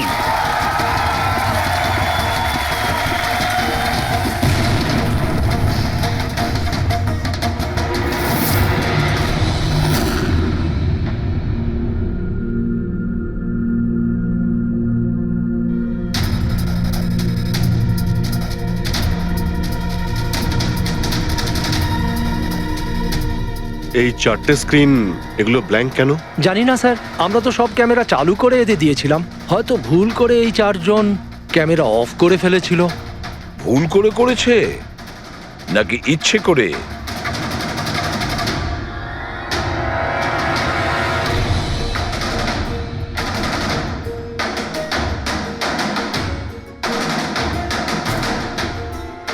এদের মোটিভটা কি বুঝে উঠতে পারছি না। এরা কি করতে চাইছিল? কি কুনাল, একটা ক্যামেরা ভাঙা, একটা ক্যামেরায় মাটি লেগে আছে, এই চারটে ক্যামেরা ব্ল্যাঙ্ক, সেটা কেন? জানি না স্যার। ওইসব জানি নাটা নিয়ে বললে হবে না। এই সব কটা ক্যামেরা 10-এ 10 আমার চাই। স্যার, এই তিনটে ক্যামেরা একদম ঠিক ছিল স্যার। এমপ্লয় 1, এমপ্লয় 2 আর এমপ্লয় 3। তার মানে এই তিনটে ক্যামেরায় কোনো টেকনিক্যাল প্রবলেম ছিল না। কেউ ইচ্ছে করে ক্যামেরাগুলো বন্ধ করেছিল বা ভুল করেও করে থাকতে পারে, কিন্তু বলা যায় না। কিন্তু স্যার, এই চারটে ক্যামেরারই ফুটেজ একদম ঠিকঠাক স্যার। এমপ্লয়ি 4, 5, 6, 7। তাহলে এবার যাই প্রবলেম ক্যামেরাতে। সবার আগে প্রবলেম ক্যামেরা ছিল এই নবীনের, যার লেন্স ক্র্যাক হয়ে গেছিল। হতে পারে দৌড়তে দৌড়তে পড়ে গেছিল।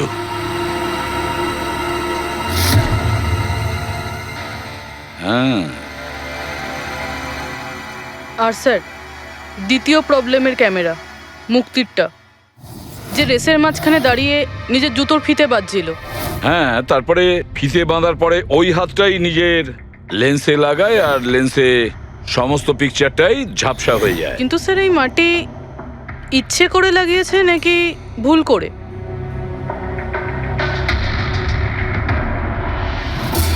আরে 10টা লোকের তো 10টা গোপ্রো ক্যামেরা থাকা উচিত, এখানে তো দেখছি 9টা। গৌরবের ক্যামেরাটা কি হলো, সেটা কোথায়? স্যার, ওই ক্যামেরাটা হারিয়ে গেছে। গৌরব ওটা ফেরত দেয়নি। তাহলে স্যার এই গৌরবই খুনি, ওকে ধরে ফেলা উচিত। না পঙ্কজ, এইভাবে হয় না। হতে পারে গৌরব ক্যামেরাটা ফেরত দিতে ভুলে গেছে। আমাদের এটা ভাবতে হবে যে খুনি এই সময়টাই কেন বেছে নিল ম্যারাথন রেসের টাইমে খুন করার জন্য। ও তো চাইলে যে কোনো সময় খুন করতে পারতো, যে কোনো জায়গায় পারতো। হ্যাঁ, অ্যালিবাইয়ের জন্য স্যার,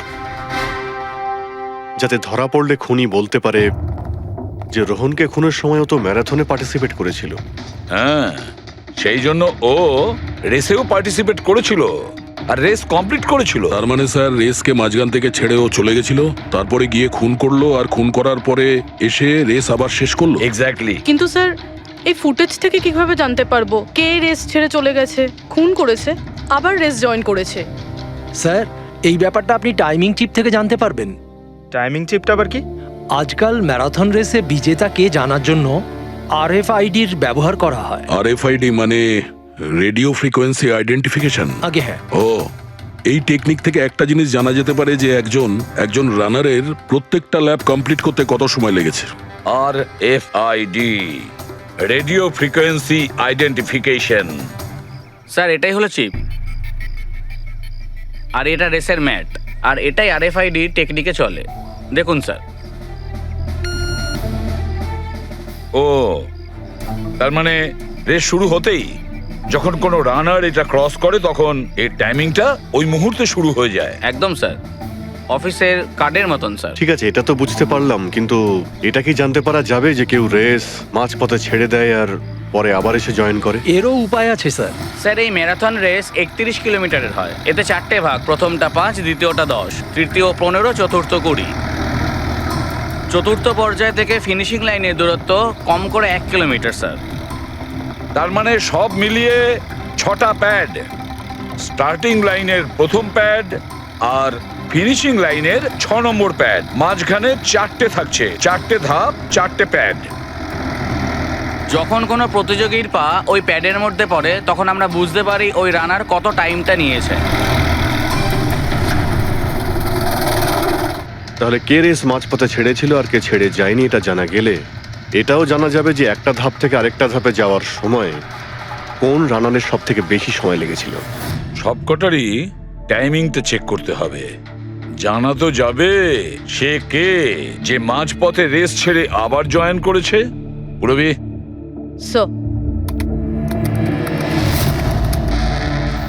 স্যার, আমাদের প্রথম কচ্ছপ হলো এই নবীন। এ রেসের প্রত্যেকটা ল্যাপ 25 মিনিটে কমপ্লিট করেছে, কিন্তু শেষ ল্যাপের পরে ফিনিশিং লাইন পর্যন্ত পৌঁছানোর জন্য, মানে 1 কিলোমিটার ক্রস করার জন্য ওর 50 মিনিট সময় লেগেছে। নবীন,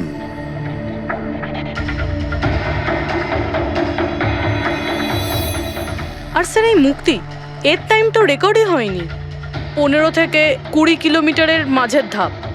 তাহলে এ হলো দ্বিতীয় সাসপেক্ট।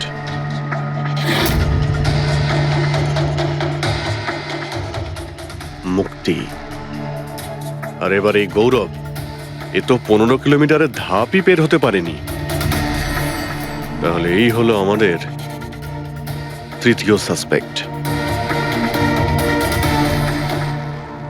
স্যার বাকি সবার টাইমিং তো মোটামুটি ঠিকঠাকই আছে। তার মানে এই খুন এই 3 জনের মধ্যেই কেউ করেছে, মুক্তি, নবীন আর গৌরবের মধ্যে। যদি নবীন খুন করে থাকে তাহলে সে রেস ছেড়েছে 20 কিলোমিটার আর ফিনিশিং লাইনের মাঝপথে। পেড্রিক, পঙ্কজ, বাইক নিয়ে যাও, এবার স্পিডে যাবে ওই রুটেই।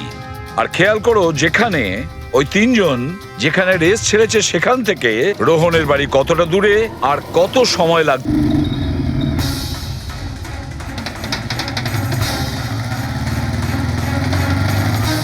পনেরো কিলোমিটারের মাঠ থেকে আসছি স্যার, এটা 10 কিলোমিটার। হ্যাঁ, মুক্তি বোধহয় এখানেই কোথাও দাঁড়িয়েছিল, 10 আর 15 কিলোমিটারের মার্কের মাঝখানে।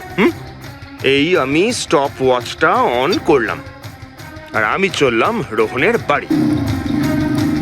থাম পঙ্কজ, এই রাস্তাটা দিয়ে। এই রাস্তা দিয়ে? হ্যাঁ, এই রাস্তাটা। চলুন। আরে আস্তে চালা না। হ্যাঁ,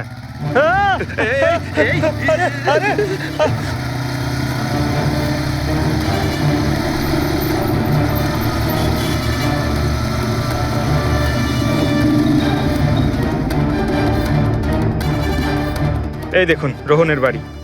মুক্তি নিশ্চয়ই রোহনের ঘরে পিছনের জানলা দিয়ে ঢুকেছিল।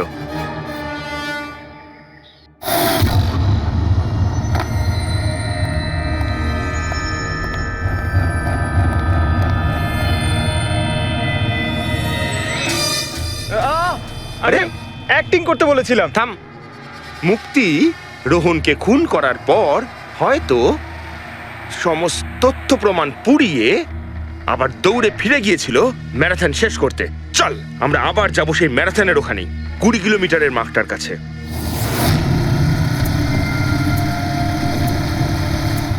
স্টপ ওয়াচে টাইম দেখে নিন স্যার, 26 মিনিট।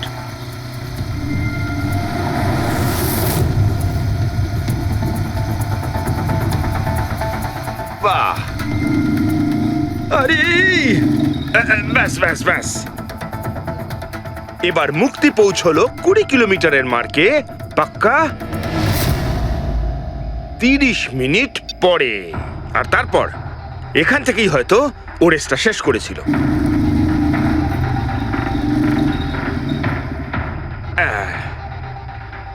এবার শোন, গৌরব যদি খুন করে থাকে তাহলে ও রেসটা এখানেই ছেড়েছিল, 10 আর 15 কিলোমিটার মার্কের মাঝামাঝি।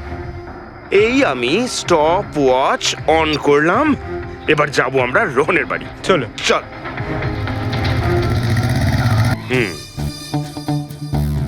হ্যাঁ, একদম পুরো বিশ্বাস আছে আমার। Excuse me. এই ছাড়, আরে আরে আরে মরে যাবো তো। চল।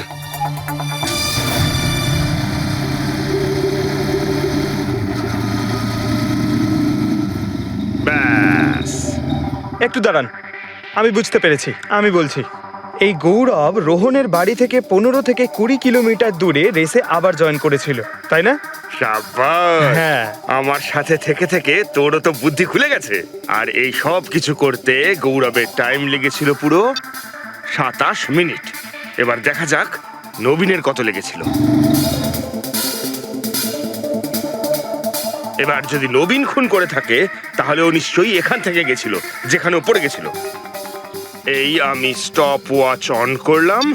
এবার যাওয়া যাক রোহনের বাড়ি। চল চলুন স্যার। ওকে পঙ্কজ, 3 জন রোহনের সাথে এরকমই কিছু করেছিল। ব্যাস, রোহনকে খুন করে নবীন এইখানে এসে পৌঁছেছিল ফিনিশিং লাইনের সামনে, যেখানে ও ক্যামেরাটা দ্বিতীয়বারের জন্য সরিয়েছিল। আর এই সব কিছু করতে ওর লেগেছিল হয়তো 48 মিনিট। স্যার, জানতে পেরেছি 3 জনের কত সময় লেগেছিল। আচ্ছা, তাহলে বলো মুক্তির কত সময় লেগেছিল? মুক্তির লেগেছিল 30 মিনিট। আর টাইমিং চিপ অনুযায়ী 39 মিনিট লেট ছিল। আর গৌরব? গৌরবের 27 মিনিট। আর ও ম্যারাথন রেস থেকে নিখোঁজ ছিল 24 মিনিটের জন্য। নবীনের লেগেছিল 48 মিনিট রোহনের বাড়ি গিয়ে ওকে খুন করে ফিরে আসতে। আর টাইমিং চিপ অনুযায়ী এই নবীন 50 মিনিট লেট ছিল। হ্যাঁ, আমাদের খুনি এই 3 জনের মধ্যেই কেউ হবে, নবীন, গৌরব আর মুক্তির মধ্যে। মিস্টার নবীন, একটা কথা বলুন। এই রেসে আপনি প্রত্যেকটা ল্যাপ 25 মিনিটে কমপ্লিট করেছেন, কিন্তু ফিনিশিং লাইনের আগে ওই 1 কিলোমিটার যেতে আপনার 50 মিনিট সময় লেগেছিল। কেন? স্যার, ওই 20 কিলোমিটার পুরো করার পর আমি নিচে পড়ে গেছিলাম। আর স্যার, ওই আমার পায়ে চোট লেগেছিল আর ক্যামেরাটাও ভেঙে যায়। স্যার, লাস্টের 1 কিলোমিটার আমি কতটা কষ্টে পুরো করেছি স্যার আমিই জানি সেটা। এই আঘাতটা কোথায় লেগেছে আপনার? স্যার, এইখানে দেখুন স্যার। পট্টিটা খোলো। হ্যাঁ, এইটা।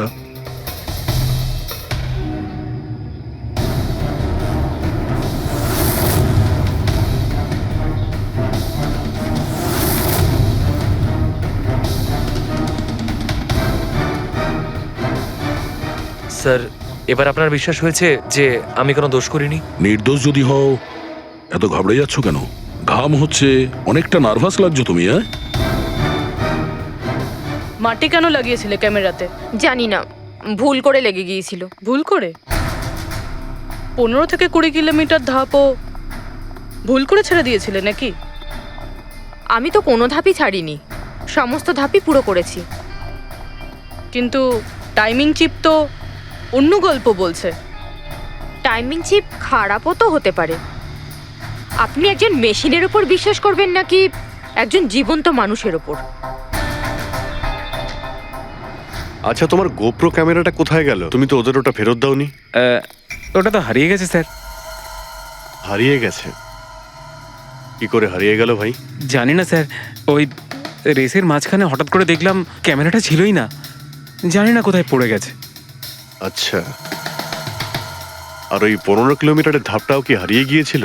ওটাকে তো পার করনি তুমি। স্যার, আমি পুরো রেস কমপ্লিট করেছি। মিথ্যে কথা বলবে না। রেসের মাঝে কোথায় গিয়েছিলে? কোথাও যায়নি স্যার, আমি তো পুরো রেস কমপ্লিট করেছি, কোথাও যায়নি স্যার। আচ্ছা স্যার, মনে হচ্ছে নবীনই, কারণ আমি যখন ওকে জিজ্ঞাসাবাদ করছিলাম তখন ওর মুখ একদম ফ্যাকাশে হয়ে গেছিল, হাত পা কাঁপছিল ওর।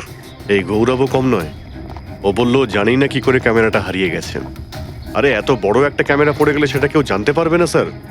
বস, তোমার কথাটা ঠিকই, কিন্তু নবীনের একটু আঘাত লেগেছে না? হ্যাঁ স্যার, আঘাত তো ওর লেগেছে। স্যার, আমার মনে হচ্ছে ও মিথ্যে কথা বলছে। স্যার, আমার মনে হচ্ছে মুক্তি মিথ্যে বলছে।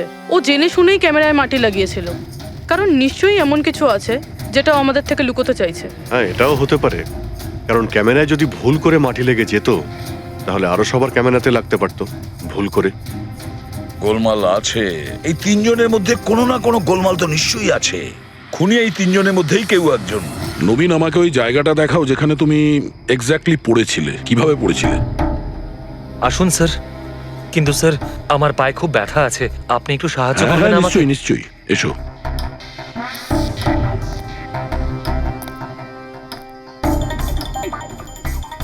স্যার আমি এখনো বলছি আপনাকে, আপনি নিজের টাইম ওয়েস্ট করছেন। এমনটা যেন না হয় যে আসল খুনিই পালিয়ে যায়। সিআইডির হাত থেকে আজ পর্যন্ত কোনো খুনি না বেরিয়েছে না বেরোতে পারবে, নিশ্চিন্ত থাকো। হ্যাঁ স্যার ওই যে এখানে আটকেই আমি পড়ে যাই। এখানে? হ্যাঁ স্যার, স্যার পড়ে যেতেই আমার ক্যামেরাটাও ভেঙে যায়। আচ্ছা, তারপর আমি ক্যামেরাটা আবার লাগালাম, তারপর রেস স্টার্ট করলাম। প্রচুর ব্যথা নিয়ে তুমি এই রেসটা ফিনিশ করেছো। হ্যাঁ স্যার, এখনো খুব ব্যথা। তুমি পড়েছিলে এইখানে, এই জায়গাটায়? হ্যাঁ স্যার, খুব ক্লান্ত হয়ে গেছিলাম তো, তাই খেয়াল করিনি আর পা আটকে নিচে পড়ে যাই। আচ্ছা, রেস ফিনিশ করার আগে তুমি দ্বিতীয়বার ওই ক্যামেরাটাকে সরিয়ে দিয়েছিলে কেন?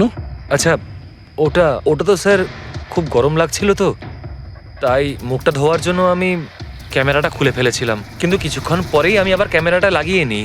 রেস তো আমি তারপরেই কমপ্লিট করেছিলাম। হ্যাঁ ঠিক আছে, চলো। স্যার কিছু তো বলুন, আমরা যাচ্ছি কোথায় আসলে? তোমার হারিয়ে যাওয়া ক্যামেরা খুঁজতে। স্যার কিন্তু এত বড় জায়গাতে আমরা খুঁজবো কি করে ওই ক্যামেরাটা? প্রত্যেক ক্যামেরাতে একটা চিপ লাগানো আছে, আর এই ম্যাপ বলছে তোমার ক্যামেরা এইদিকেই আছে। চলে এসো। ম্যাম আমি সত্যি কথাই বলছি। সত্যি তো এটাই, তুমি 10-15 কিলোমিটারের মাঝে রেস ছেড়ে দিয়েছিলে আর তারপরে রোহনকে মেরে দিয়ে এখানে চলে এলে, এই 20 কিলোমিটারের মার্কে চলে এলে। কারণ তুমি তো জানতে এখান থেকে তোমাকে কোনো খেলোয়াড় দেখতে পাবে না। সব খেলোয়াড়রা তো তখন পিছনে। সব মিথ্যে। আপনি আমার কথা বিশ্বাস কেন করছেন না?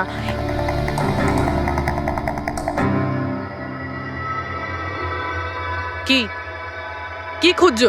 আমি কিছু তো না। কিছু আছে ওখানে?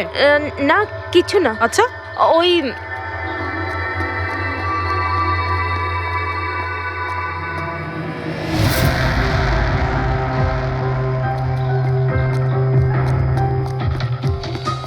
ও তো তুমি সাইকেলে করে গিয়েছিলে রোহনকে খুন করতে? আমি সত্যিই জানি না যে এই সাইকেলটা কার। তাই এক্ষুনি সব জানা যাবে যখন তোমার আঙুলের ছাপ এই সাইকেলে পাওয়া যাবে। হ্যাঁ ম্যাম প্লিজ। হ্যাঁ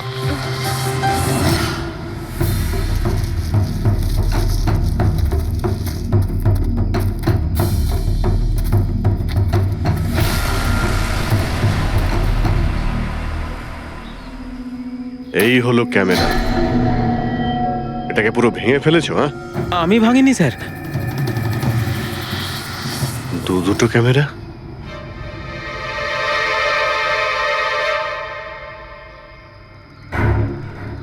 এই ক্যামেরাটা আবার কার? স্যার স্যার সরি, আমি আপনাকে মিথ্যে বলেছি স্যার, কিন্তু আমি আপনাকে সব সত্যি কথা বলে দিচ্ছি স্যার। বলো তাহলে, সত্যি বলার মুড হয়েছে তোমার? বলো। আসলে আমি এই জঙ্গলে না ড্রাগস নিতে এসেছিলাম, ওই গায়ের জোর বানানোর ড্রাগস, যাতে আমার গায়ে শক্তি আসে আর আমি জোরে দৌড়ে এই রেসটা জিতে যেতে পারি। সেই জন্যই আমি ক্যামেরাটা ভেঙে দিয়েছিলাম। খুব ভালো মজা করো তুমি। জোরে দৌড়ানো ড্রাগ নিয়েছিলে ম্যারাথনে, যেখানে অনেকক্ষণ দৌড়তে হয় আস্তে আস্তে, সেখানে জোরে দৌড়ানো ড্রাগের দরকার ছিল। মজা করছো? হ্যাঁ, এটা কার ক্যামেরা? আমি জানি না স্যার। কোনো ব্যাপার না, সব জানতে পেরে যাব। আমি অপরাধ করেছি, কিন্তু ওটা নয় যেটা আপনি ভাবছেন। আমি রোহনকে মারিনি। আমার দোষ শুধু এটুকুই যে আমি রেসটা জেতার জন্য একটু চালাকি করেছিলাম। বুঝলাম না, কি করেছো তুমি? আমি জানতাম না যে টাইমিং চিপ প্রত্যেক ধাপে রানারের টাইম নোট করবে। আমি ভেবেছিলাম শুধু রেসের প্রথমে আর শেষে টাইম ক্যালকুলেট হবে, আর তাই 10 কিলোমিটার পর্যন্ত এসে ক্যামেরায় মাটি লাগিয়ে দিয়েছিলাম আর ওখান থেকে সাইকেল নিয়েছিলাম।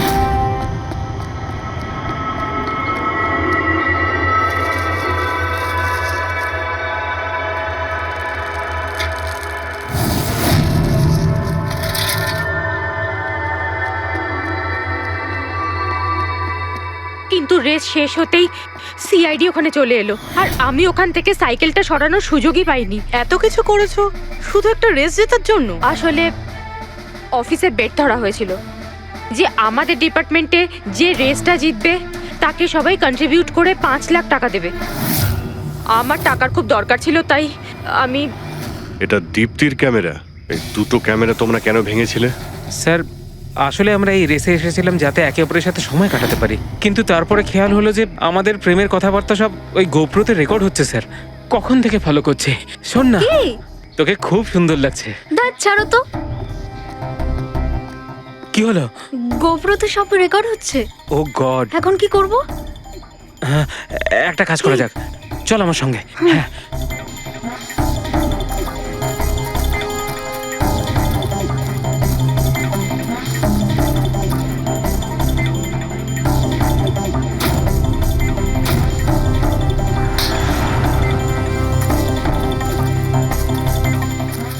আরে তোমরা তো অদ্ভুত কাজ করেছো।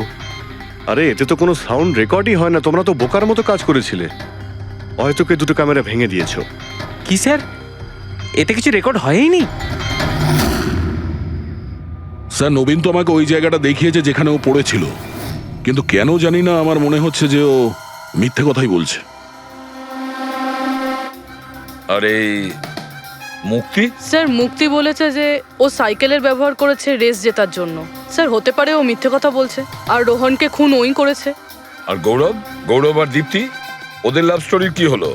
কতটা সত্যি? হ্যাঁ ওরা সত্যি কথাই বলছে। ফোন রেকর্ডে দেখাচ্ছে দীপ্তি আর গৌরব প্রতিদিন 3-4 ঘন্টা করে নিজেদের মধ্যে কথা বলতো। স্যার একটা কাজ করি, আমরা আবার ম্যারাথন রেসের ফিনিশিং ভিডিওটা দেখি।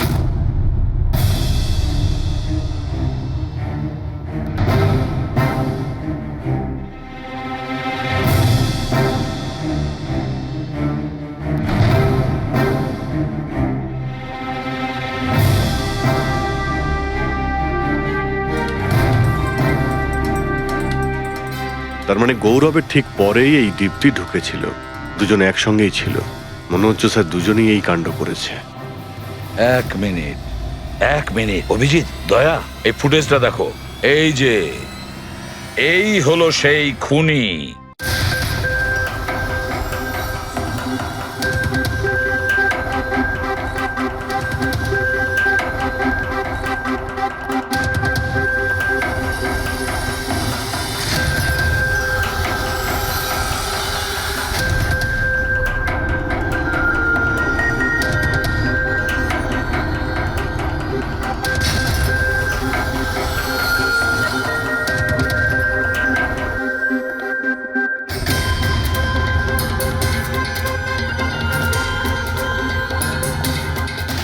স্যার আমাদের এখানে কেন ডাকা হয়েছে? খুনির নাম বলবার জন্য।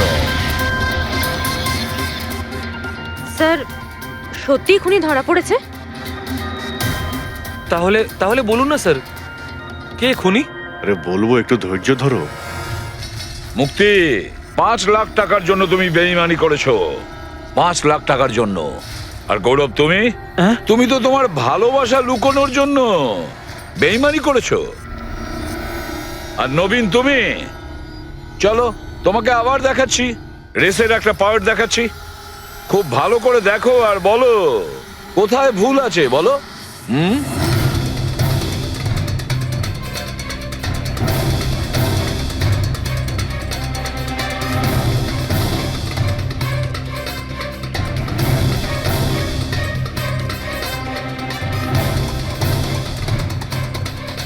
কিছুই তো নেই স্যার, সবই তো ঠিকই আছে। কোনো প্রবলেম নেই।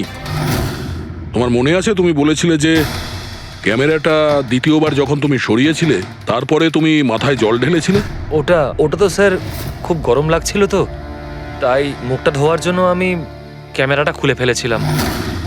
মিথ্যে বলেছিলে তুমি, নিজের মাথায় জল ঢেলেছিলে। অথচ যখন ফিনিশিং লাইনে পৌঁছলে তখন তো তোমার ভেজা অবস্থায় থাকার কথা ছিল। কিন্তু এই ফুটেজে আমরা কি দেখতে পাচ্ছি? তুমি শুকনো অবস্থায় দৌড়চ্ছ। হয়তো জল শুকিয়ে গেছিল। বর্ষাকালে অত তাড়াতাড়ি জল শুকিয়ে গেল, অদ্ভুত ব্যাপার। তাহলে নবীন, তোমাকে আরো একটা ফুটেজ দেখাই, এই গল্পের শেষ অংশ। বলো, এটা দেখে তোমার কি মনে হচ্ছে?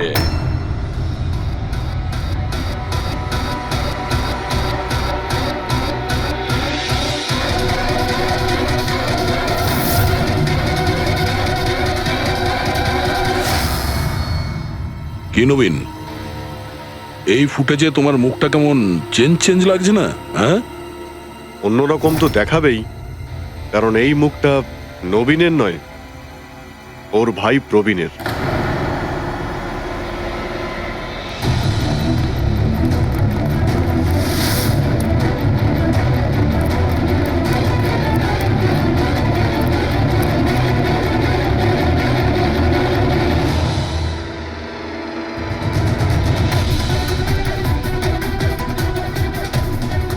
খুব বড় প্ল্যান বানিয়েছিলে তুমি, দারুণ মাথা খাটিয়েছিলে তুমি। প্রথমে 3টে এমপ্লয়ির ক্যামেরা বন্ধ করে দিয়েছিলে,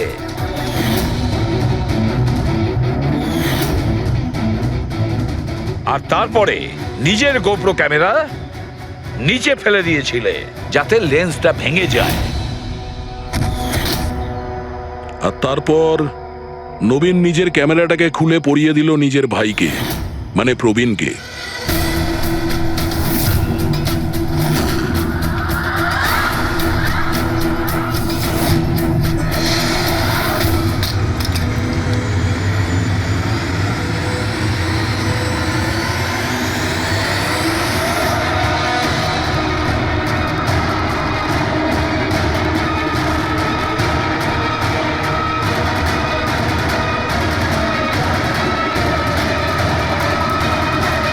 এই ক্যামেরা বদল করার সময় খুব একটা সময় ছিল না, তাই হতে পারে ওই টি শার্টে যখন কাগজটা লাগাচ্ছিল তখন সমস্ত ম্যাগনেটগুলো লাগায়নি, কিছু ম্যাগনেট নবীন নিজের পকেটে ভরে নিয়ে গেছিল।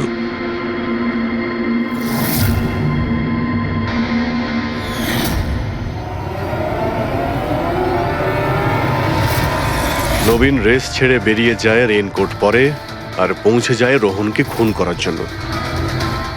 কিন্তু ও কি করে জানবে যে রোহনকে মারার সময় ম্যারাথন রেসের ওই ম্যাগনেটই ওকে ফাঁসিয়ে দেবে?